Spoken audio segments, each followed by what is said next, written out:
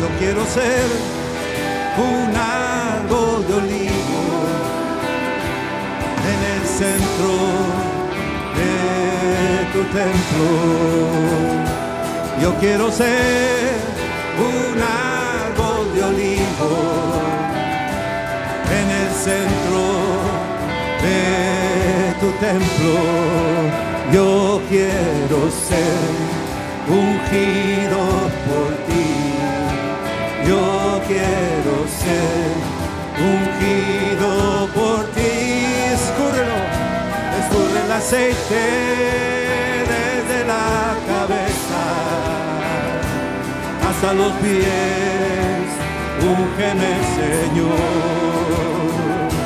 Escurre el aceite desde la cabeza hasta los pies. Úngeme, Señor. Yo quiero ser ungido por ti. Yo quiero ser ungido por ti. Yo quiero ser ungido por ti. Yo quiero ser ungido por ti.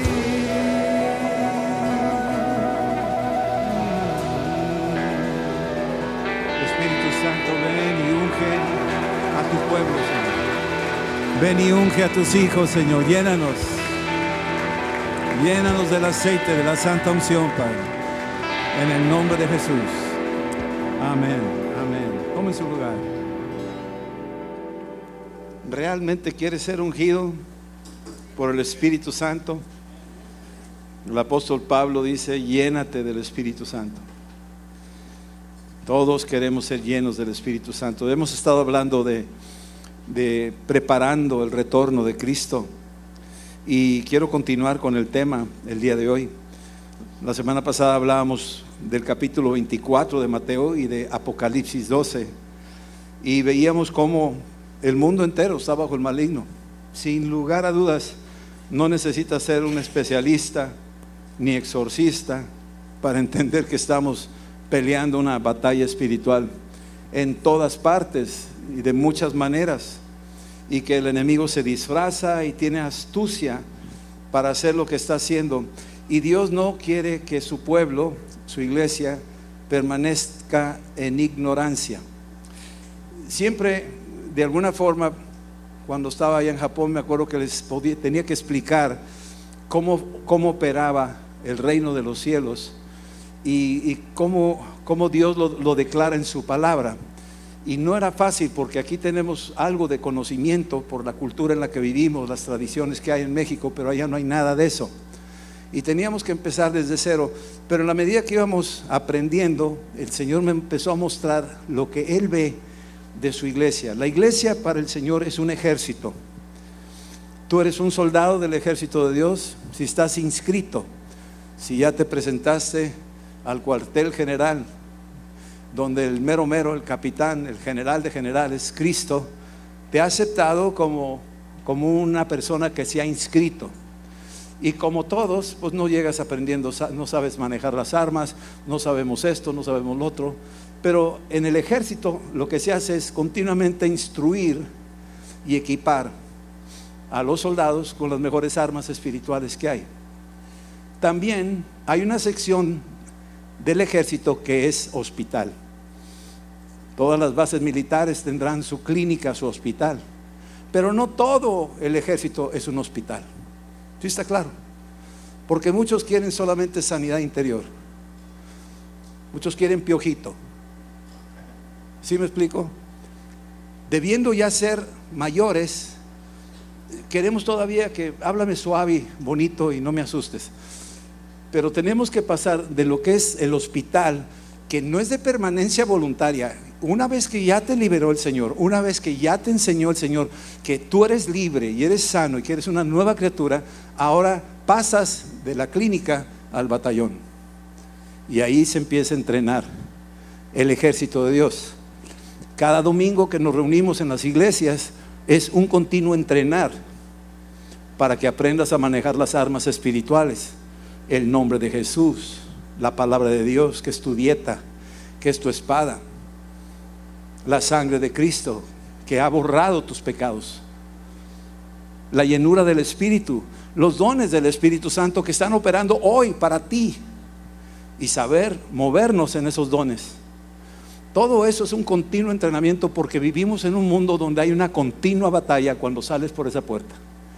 Probablemente aquí mismo estás batallando con algo, estás luchando con algo, no has podido conquistar, no has podido vencer, pero en la medida que descubres la Escritura y le crees, tú vas subiendo de nivel. El Señor es el que se encarga de ayudarte. Él no desampara la obra de sus manos, y Él está adiestrando tus dedos para la guerra. Nos está equipando, nos dio una armadura espiritual y todo lo demás. Entonces, después del capítulo 24, donde Jesús le dice a sus discípulos: no va a quedar piedra sobre piedra de ese hermoso edificio que ustedes lo tienen por sublime, no va a quedar nada de eso. Y les voy a decir las señales: va a haber falsos profetas, va a haber falsos cristos, van a hablar de Jesús, pero les van a meter otras doctrinas, que crean en otras cosas, que invoquen otros nombres. Con una sutileza se va a ir metiendo, se ha metido ya, falsos maestros de la palabra. Van a venir también tiempos, terremotos, maremotos, pestes, guerras. Los anuncia en Mateo 24. Dice: todo esto va a pasar. Ustedes nomás vean que está pasando eso, no se asusten, prepárense para la guerra, porque viene su redención, viene su salvación. Cuando vean estas cosas suceder, erguíos, dice el Señor. Y luego dice en Mateo 24:14 que una señal que va a pasar es que el Evangelio será predicado en todo el mundo para testimonio a las naciones. Así es que vivimos en la época más increíble, donde la tecnología nos está sirviendo para anunciar el Evangelio. Tú puedes hablar ahora en español y te lo traducen al árabe si quieres, y puedes predicar en árabe sin que sepas árabe.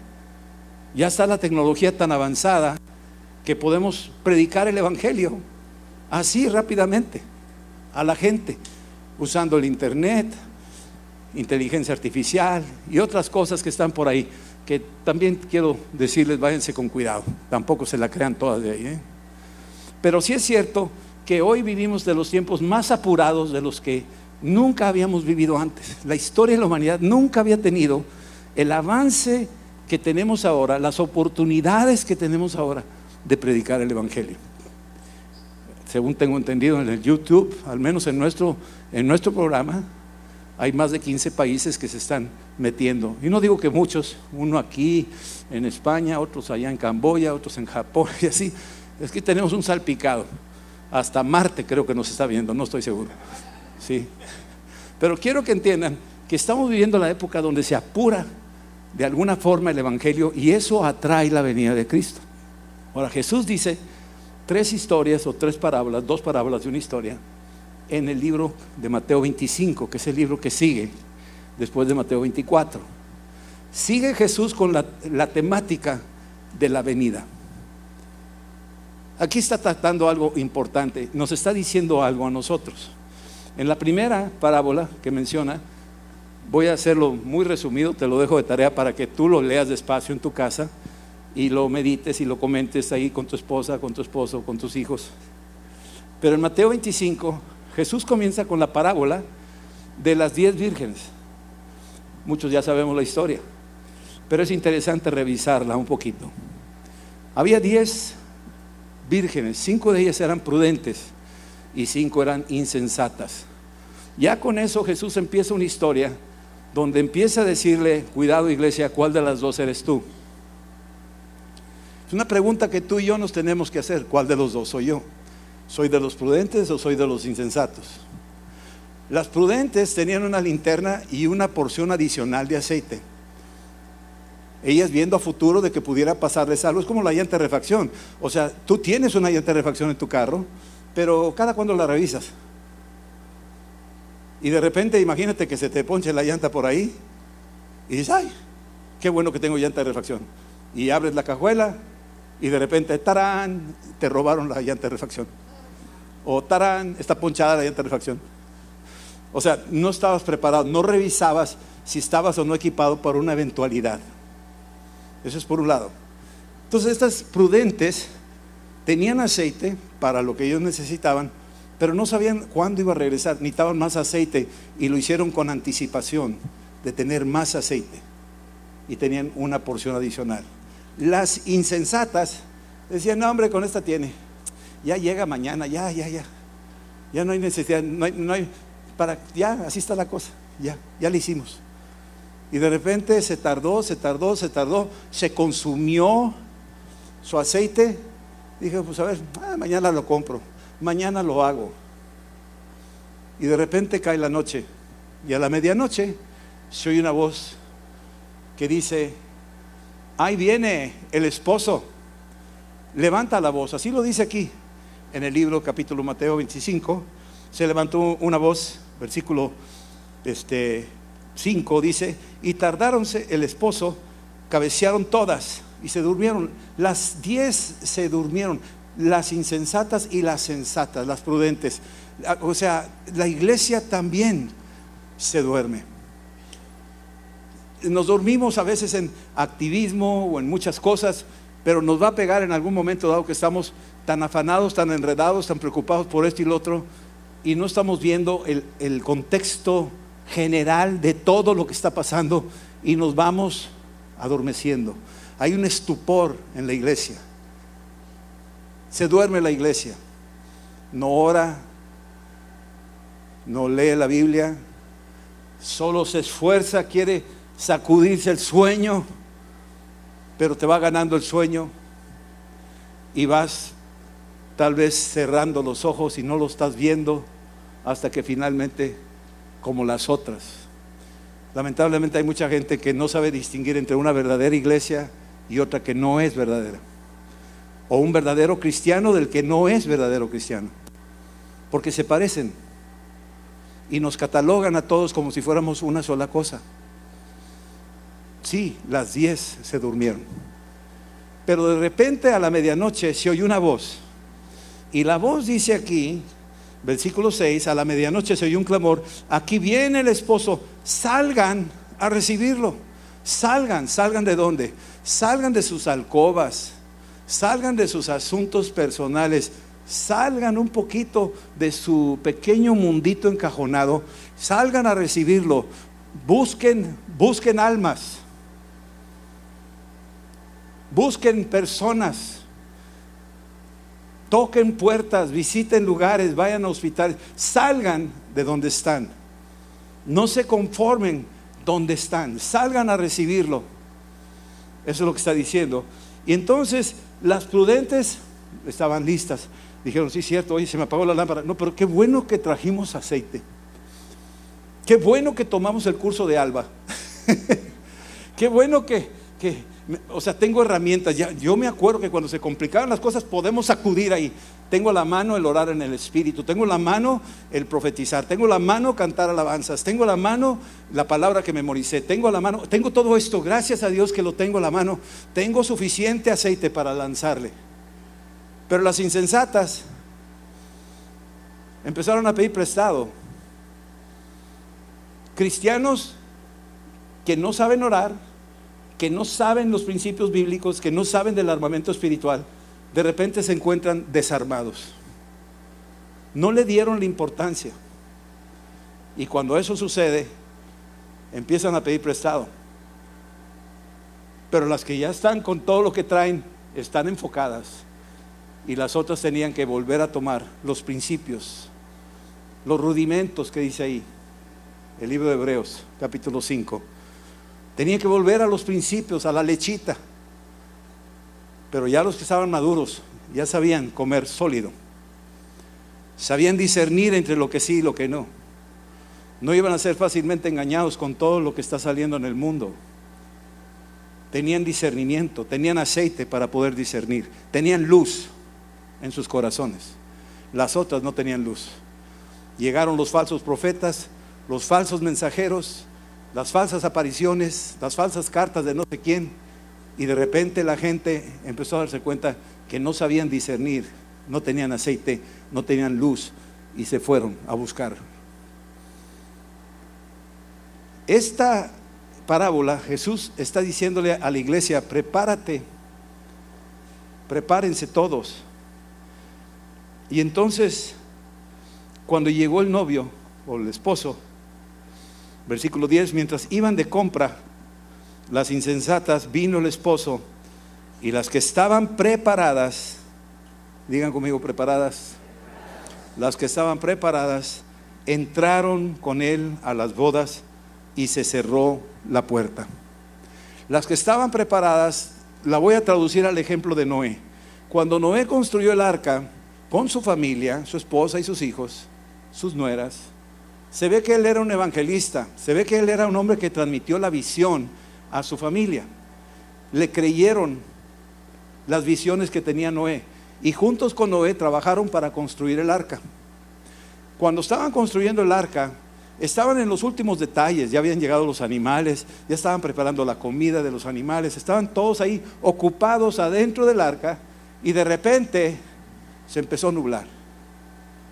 De repente empezaron a ver los del mundo que algo estaba cambiando en la atmósfera. Los que tenían aceite estaban adentro del arca. Los que no tenían aceite, ellos sabían del arca, porque no fue una arquita chiquita, no fue un barquito. Fue una arca grande, notoria. Y la vieron durante 120 años. Algunos colaboraron tal vez con Noé, no lo dice la Biblia, pero algunos le ayudaron a Noé, les dieron madera, prestaron martillos, tal vez clavos, aportaron para esto, para lo otro. Pero cuando ven las cosas, y Noé les había dicho: prepárense, porque viene el día del diluvio, no quisieron hacer caso. Entonces los que estaban adentro del arca, estaban dentro del arca, ocupados. El arca es la iglesia. Y cuando estaban ellos ahí, ocupados, de repente se cerró la puerta. ¡Pum! Y Noé está adentro con sus hijos y dice: Sam, ¿qué pasó? No, papá, nada. Cam, ¿quién está allá afuera? No, todos estamos aquí adentro. ¿Quién cerró la puerta? Pues yo no fui, ni yo. Pues ¿quién cerró la puerta? Y total, van y se encuentran con la puerta cerrada. Y los vecinos empiezan a correr y a tocar la puerta y dicen: denlos de su aceite, déjenos entrar. Y Noé les dice: yo no la cerré, yo no cerré la puerta, fue Dios que la cerró. Y entonces, en la historia de las 10 vírgenes, cuando se cierra la puerta, el esposo entra con las 5 prudentes. Imagínate que es Noé con sus hijos y su esposa, y la puerta se cierra, y las que están afuera habían visto esa arca gloriosa, grandísima, que era notoria, sabían lo que tenían que hacer. Y Noé sin duda les había pregonado, dice la escritura, que él era pregonero de justicia, pero no le hicieron caso. Y al final de cuentas, dice la escritura que se las llevó a todas. Y dice aquí, versículo 13, que no los conozco, versículo 13 dice: velad pues, porque no sabes la hora ni el día. Esta es la primera parábola. La segunda parábola es la parábola de los talentos. Parece que Jesús tiene prisa y preocupación que sus discípulos entiendan la importancia de los tiempos finales. Le interesa mucho, por eso mete en el capítulo 25 3 historias. Las pone ahí como una cucharada, 2 cucharadas, 3 cucharadas, a la tercera es la vencida, para que entiendas lo que te quiero decir. En esta segunda historia habla de los talentos. Era un hombre que tenía unas propiedades muy grandes, tenía muchos recursos, pero se va a ir. Y antes de irse le llama a sus siervos, y a uno le da 5 talentos, a otro le da 2 y a otro le da 1. Y dice: administrenlo, equípense, produzcan, sáquenle jugo a los talentos que les estoy dando. Yo después regreso, no les voy a decir cuándo, pero voy a regresar. Total, se va. El que tenía 5 talentos dijo: yo sé que sí se puede. 5 no es mucho, pero con lo que tengo lo voy a hacer producir.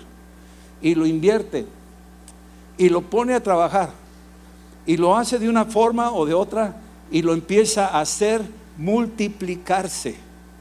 De tal manera que cuando terminó tenía no solo 5, sino otros 5. El que tenía 2 dijo, pues yo también. ¿Quién sabe cómo le hará el de los 5, ¿verdad? Para mí es mucha responsabilidad tener 5, híjole. Y producir estos 5, pues no, esos sí son gigantes. Pero lo que tengo, estos 2, los voy a poner a trabajar. Y aunque sea de 2, le voy a pegar a lo que puedo. Haré lo que puedo. Le voy a pegar a estos otros 2. E hizo otros 2. Luego vino el tercero, que dijo, no, pues a mí me da flojera. Ni el de 5, ni el de 2. Dice, no, mira, yo ya lo conozco. Es tan bueno Dios, que todos nos vamos a salvar. Es tan bueno Dios que, pues así es, a Él le da igual. Un talento más, uno menos, le da igual. O sea, no va a demandar. ¿A poco me va a pedir a mí? No, eso se lo pide a los que estudiaron en Epicentro, a los otros. Pero a mí no. Yo no tengo nada que ver aquí. Y no hace lo que se le dio como instrucción. Entonces guardó su talento, lo enterró en la tierra. Vamos, es un tipo de meter tu vida, sembrarla en alguna gran empresa y al final te jubilan, te dan una patada santa, te dicen gracias y chao. Muchos me han preguntado, ¿en qué he invertido mi vida? ¿Dónde he invertido mis mejores años? Me acuerdo que mi jefe, cuando yo trabajaba en una empresa y le dije, ¿sabes qué? Vengo a renunciar, quiero abrir mi propio negocio. ¿Y de qué vas a vivir? Si renuncias no te podemos indemnizar. Le dije, pues no importa. Y es que habían profetizado sobre nosotros que nos íbamos a ir y que nos iba a ir bien. Una profetisa que ni siquiera yo sabía nada de qué es eso. Pero de repente vino una hormiguita aquí que me decía, acaba con eso y te voy a mover a Puebla. Y me movió a Puebla. Y me decía esto, piensa en tu vejez. Y tenía como 27, 28 años. Piensa en tu vejez. Y, pues sí, tengo que pensar en mi vejez. Claro que sí, yo sé que algún día me voy a ser viejo, pero ahorita es mi edad de oportunidad. Ahorita es mi edad de intentar. No me voy a enjaular.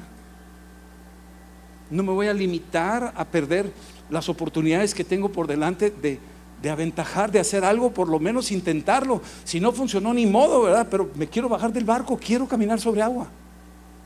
Y aquí tenemos un dicho, que si tú no te bajas del agua, el agua sigue siendo agua suavecita. Pero en el momento en que te bajes de la barca, el agua se hace dura.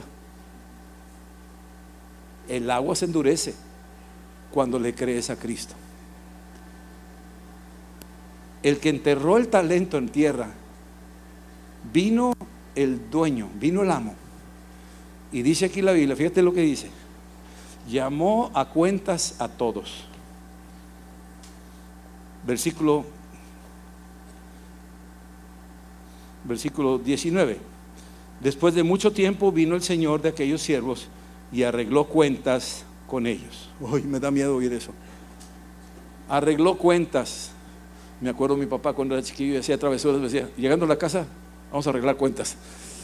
Y, ay, a temblar se ha dicho, porque yo sabía las cuentas que tenía que saldar con él. Pero aquí dice que llegó el dueño para arreglar cuentas. Señores, todos vamos a rendir cuentas. Segunda de Corintios 5:10 dice, y todos compareceremos ante el Señor y rendiremos cuentas. Hayas hecho lo que hayas hecho, sea bueno o sea malo, lo dice la Escritura. Entonces vino para rendir cuentas a esta gente, que vinieran a rendir cuentas. El que hizo 5, a ver, te di 5, ¿qué hiciste tú? Me diste 5, aquí están tus 5. Los hice producir. Me diste talentos, me diste habilidades, me diste la capacidad de ser una influencer. Y en mi oportunidad de tener influencia pude bendecir a estas personas. Bendije aquí, ayudé acá. Esto es lo que hice, son obras. Sí, son obras, yo sé que son obras, pero esas obras te las hice para que tú fueras bendecido y tú pudieras extender mi reino. No te salvas por obras. Te confié estos talentos para que pudieras tú impulsar mi reino. bien hecho, siervo fiel. Has sido fiel en lo poco, te pondré en lo mucho. Entra con tu Señor. Entra al arca. Entra a la boda. Entra con el esposo de la novia. Entra, eres prudente. Has hecho bien. Lo que yo te di de tu juventud, de tu salud, de tus recursos, todo esto que yo te di, lo invertiste bien. Eso era lo que yo quisiera. Eso es lo que yo te pedí. Ahora entra. Puedes entrar. Así lo dice. ¿Sí? Versículo 21. Y el Señor le dijo: bien, buen siervo, fiel, sobre poco has sido fiel, sobre mucho te pondré. Entra en el gozo de tu Señor. Entra con el novio. Entra al arca. Llegando también al que había recibido 2, el Señor le dice: Señor, me diste 2 talentos, me entregaste, aquí tienes, he ganado entre otros talentos sobre ellos estos 2. Y su Señor le dijo: bien, buen siervo, fiel, por lo poco que has sido fiel, sobre mucho te pondré. Entra en el gozo del Señor. Sabes, a todos nos ha dado Dios talentos, a cada uno de nosotros. No hay uno solo que diga: a mí no me ha dado nada. Si puedes caminar y tú ves a alguien que no puede caminar, te dio talentos para caminar. Si puedes hablar y ves a otros que no pueden hablar, te dio el talento para hablar.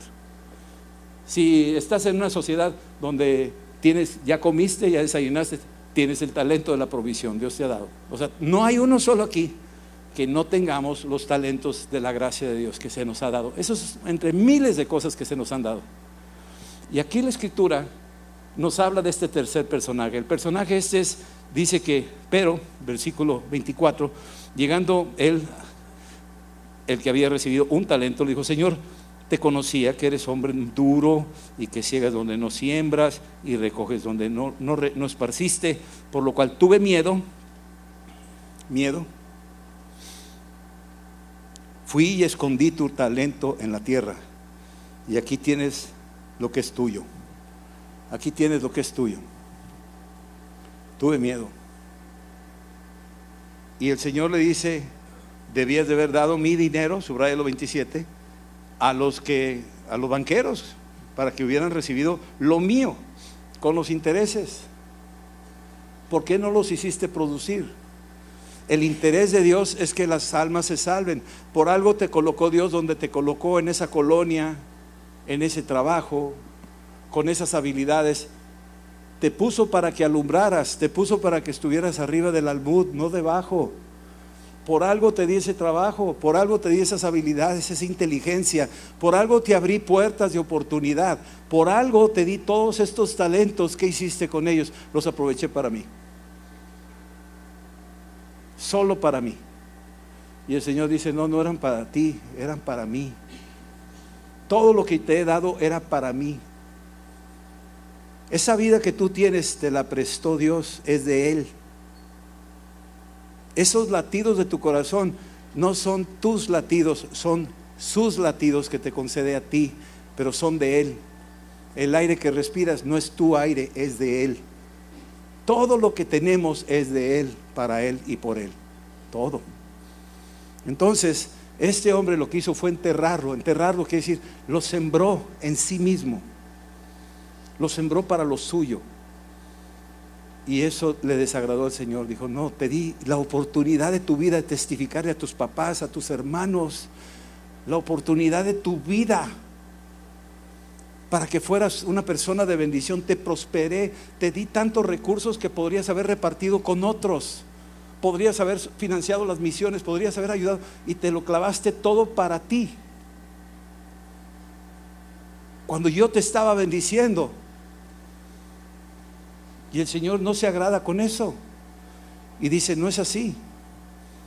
Y lo pone a que se vaya afuera. Y dice ahí: quítele el talento y dénselo al que tiene 10 talentos. Porque el que tiene se le dará y tendrá más, y al que no tiene, aún lo que dice que no tiene le será quitado. Sí, al siervo inútil échenlo fuera, no va a entrar. Así es que, mis amados, yo sé que están muy quietos hoy, esta mañana, pero espero que prestemos atención de lo que estamos hablando. Estamos apurando la venida del Señor. La segunda historia fue de los talentos. Pregúntale a Dios cuáles son tus talentos. Tal vez tú sepas cuáles tienes, pero hay otros talentos que están escondidos ahí y que van a aflorar. Nomás dile: Señor, ayúdame a desarrollar estos talentos que tengo, que ni siquiera sé que los tengo. Puedes decirle eso.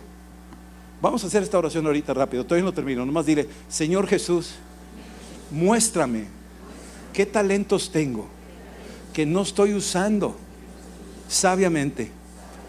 Ayúdame a invertirlos en tu reino para la gloria tuya, en el nombre de Jesús. Amén. Amén. La tercera historia es la historia que empieza Jesús a hablar de que hay un pastor que divide ovejas de cabritos, y llega aquel día donde llegará el tiempo donde va a separar estos dos grupos.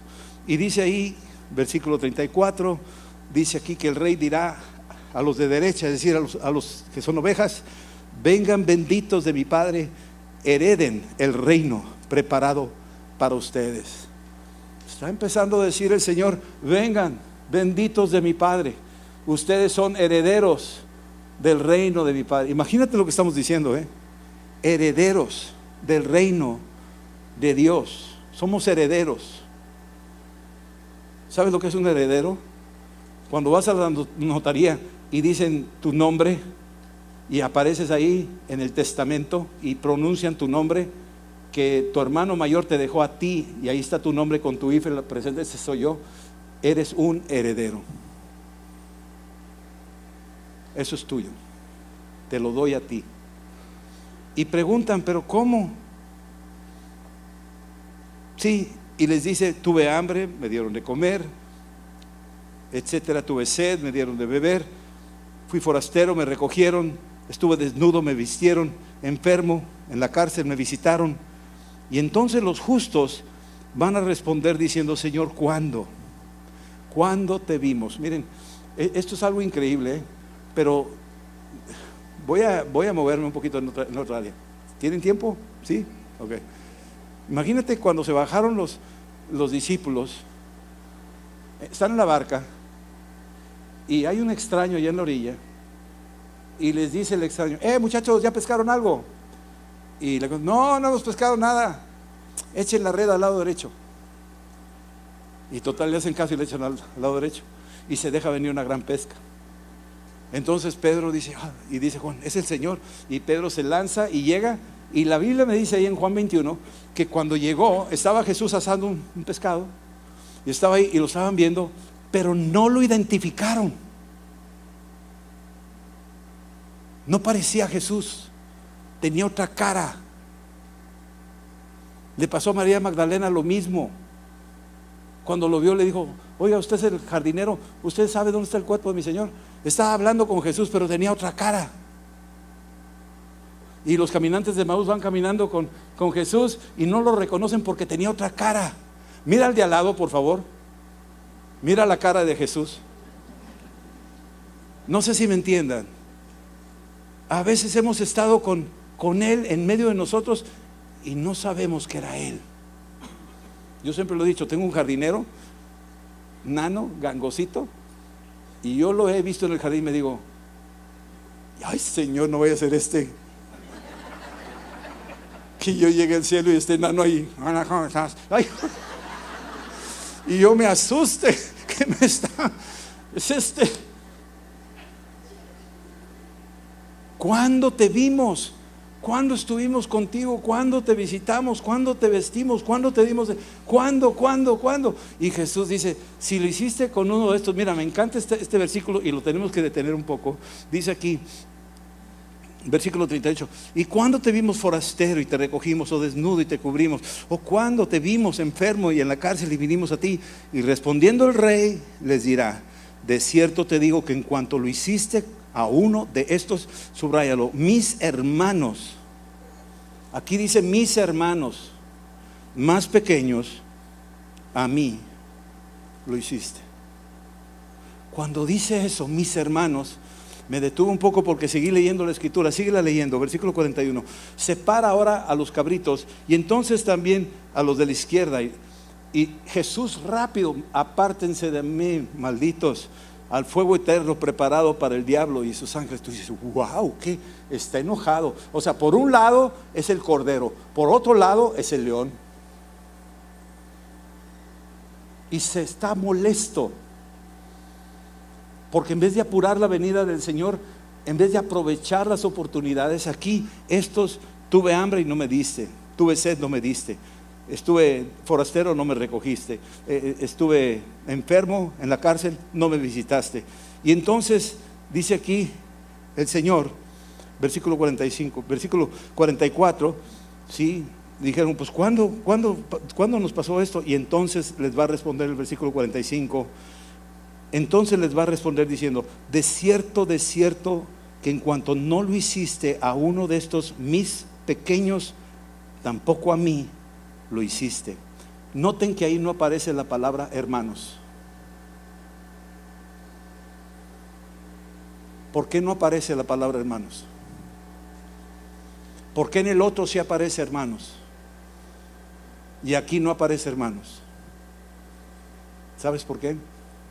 Porque cuando tienes oportunidad de bendecir a otros, la oportunidad no es el que les des de comer y ropa y dinero, como nos han hecho pensar. No, eso no es la clave. La clave es que eso te sirve como una herramienta para evangelizarlos y hacerlos hermanos, hermanos del cuerpo de Cristo, hermanos de Jesús. Él es el hermano mayor. Esa es la clave. Y acá ni siquiera daba nada, pues aunque no dieron nada, no aprovecharon ninguna oportunidad para evangelizar a la gente, que recibiera a Cristo y se convirtiera miembro del cuerpo de Cristo, que se convirtiera en hermano de Cristo. Para nosotros esta es la clave. No por obras para que nadie se jacte, sino el Señor se deleita cuando hay un pecador que se arrepiente en la tierra. Y cada oportunidad que tú y yo tenemos es para evangelizarlos y que se integren al cuerpo de Cristo, que se hagan miembros del cuerpo de Cristo, se hagan hermanos tuyos y hermanas tuyas. Mientras no se conviertan a Cristo, perdónme que lo diga, pero lo dice así la Escritura, no son hijos de Dios. Juan 1:12 dice, a todos los que lo recibieron, a los que creyeron en su nombre, les dio potestad de ser hechos hijos de Dios. Los hijos de Dios son hermanos de Cristo. Los que lo reciben, los que creen en su nombre, les da potestad de ser hechos hijos de Dios. Si no creen en ese nombre, si no reciben a Cristo, no están dentro de la familia, no han ingresado, no se han integrado al cuerpo de Cristo, no son hermanos de Cristo. ¿Sí estamos entendiendo? Tú dirás, oye, tan exigente es nuestro Dios. Mis amados, Él hizo todo por nosotros. No puede ser menospreciado lo que Él hizo. Hizo un sacrificio sumamente costoso que no puede ser pasado por alto. Amén. Vamos a orar. Dios quiere que tú tengas muchos hermanos. Dios quiere que tú alumbres encima de la mesita, que tu luz alumbre. No quiere que se esconda. Él te dice, habla y no calles. Él te dice, no tengas miedo. No te preocupes por lo que vas a decir, porque yo voy a poner palabras en tu boca la cual nadie podrá resistir. Esto es lo que Cristo quiere hacer contigo y conmigo, con todos. Así es que saliendo de aquí nos espera un mundo caído, del cual salimos tú y yo. Ahora vamos por ellos, vamos a compartirles, que te van a rechazar, que se van a reír, no importa, tú testifica. Si hay un enfermo, ora por él. Si hay un accidentado, párate por ahí a ver qué puedes hacer. No importa cuál sea el escenario, que Dios te use para la gloria suya, y Dios va a estar ahí contigo.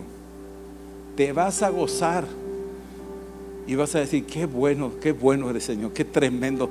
Te va a sorprender el Señor, te lo digo, te va a sorprender. Te va a sorprender el Señor. porque Dios no quiere que nadie se pierda, pero nos está usando a nosotros para ir por ellos. Ahí donde estás, con tus ojos cerrados, yo quiero que le digas ora conmigo y dile: Señor Jesús,